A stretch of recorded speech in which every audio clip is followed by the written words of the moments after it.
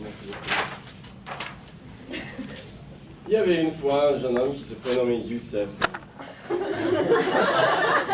Ce jeune compatriote habitait quelque part en Antarctique. Enfin, on ne sait pas exactement où, mais disons qu'il habitait dans un climat extrêmement froid. Ce jeune homme était un chasseur de manchots.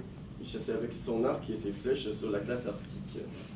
Youssef découvrit que si on attache un cordage à la flèche, il est facile de ramener les manchots de dessus la surface gelée. Il faut vous dire que les manchots sont absolument délicieux. Grâce à leur graisse, cette viande est très tendre. D'ailleurs, dans un environnement tel aussi froid, ils fournissent plein de calories nutritionnelles essentielles. Il n'y a rien d'autre à manger en Antarctique d'ailleurs. Enfin, pour être plus précis, il y a bien sûr des poissons, mais pêcher est quasiment impossible. Un jour, très tôt dans la matinée, comme il faisait une fois par semaine, Youssef se leva pour la chasse.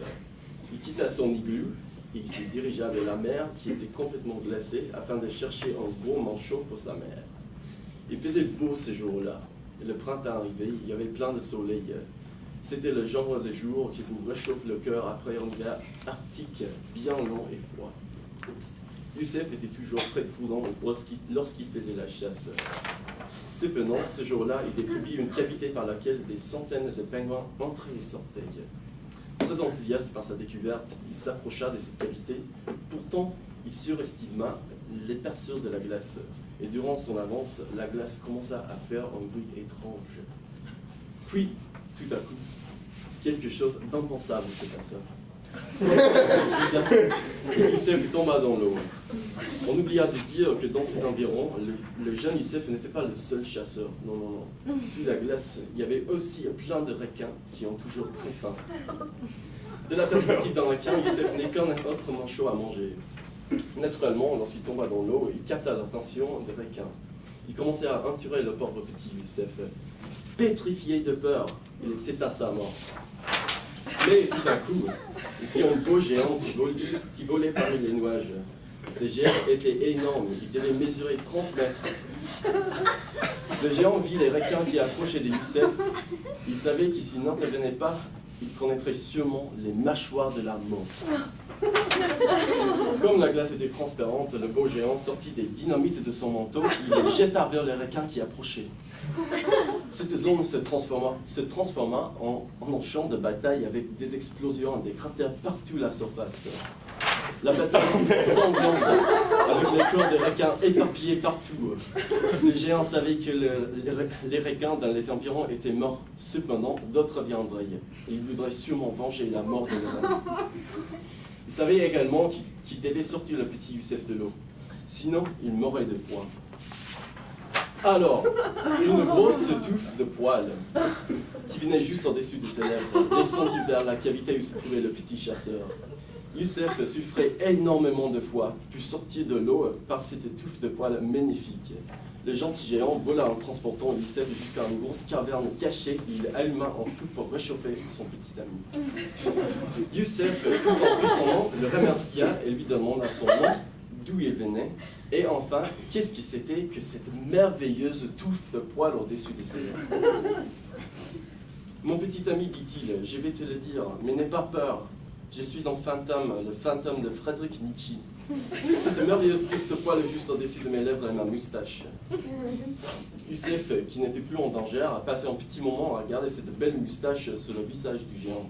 Les poils étaient dorés et avaient un lustre qui était aveuglant, malgré l'obscurité de la caverne. Eh bien, comment peut-on avoir une moustache comme la vôtre? Elle est si belle, si fantastique. Mais attendez, vous êtes un fantôme? Ce n'est pas possible. Comment t'appelles-tu, mon cher ami? Youssef. Répondit-il. Youssef, j'ai dû attendre longtemps cette belle slash. Je pense que l'attente serait aussi longue pour toi. Si vraiment tu veux savoir comment pousser des poils comme les miens, je te dirai. Cependant, le chemin sera long et dur. Dès qu'on commence à en chercher une, on ne peut jamais cesser jusqu'à ce qu'on l'ait. Est-ce que cette poursuite t'intéresse toujours? Quel âge as-tu? 15 ans. Répondit Youssef. 15, c'est un bon âge, Youssef. Je te parlerai de la nature de la stache. À côté du feu, dans cette caverne cachée, le géant qui était si bon et qui portait une moustache si belle, parla à Youssef. et lui raconta ce qu'il devait faire. Il faudra que tu ailles en Argentine, Youssef, pour chercher l'arbre des poils éternels. Le feuillage de cet arbre est sans fin, et il s'éteint pour toujours vers le ciel. Il défie la pesanteur, il perce les nuages, il continue vers l'eau, même en paradis. Juste à côté de cet arbre, tu trouveras un étang magique, un étang dont la source est les larmes de Dieu. À cet endroit tranquille, tu enlèveras tes habits, tu fermeras tes yeux et tu te baigneras dans ces eaux, les larmes de Dieu. Suite à ton bain divin, tu sortiras de l'eau et tu regarderas ton reflet à la surface de l'étang. Dès ce moment-là, grâce à cette combinaison divine des nutriments des racines de l'arbre et la grandeur des larmes de Dieu, tu auras ta propre moustache. Lorsque tu verras ton reflet, ta moustache sera là, poussant sur ton visage dans toute sa gloire, et Dieu sourira. Et c'est énorme, chasser les manchots c'est relou, je veux qu'il ait une moustache. Quand est-ce que je peux commencer? Youssef, répondit-il, j'ai poursuivi la moustache durant 3 ans. Mais évidemment, comme tu peux le voir, j'ai réussi. Tu pourras atteindre l'âge de la moustache, j'en suis sûr. Alors, fais-toi plaisir, commence tout de suite. Friedrich Nietzsche, voyant que Youssef était en pleine forme, le salua et puis le quitta. Youssef, qui avait très hâte d'obtenir le pouvoir de la moustache, oublia complètement l'existence de sa mère et se dirigea tout de suite vers l'Argentine, le pays de l'arbre au poil éternel et l'étang des larmes de Dieu. Il avait un seul problème. Le géant ne lui avait rien donné comme direction. Et puis, voilà, 3 ans plus tard.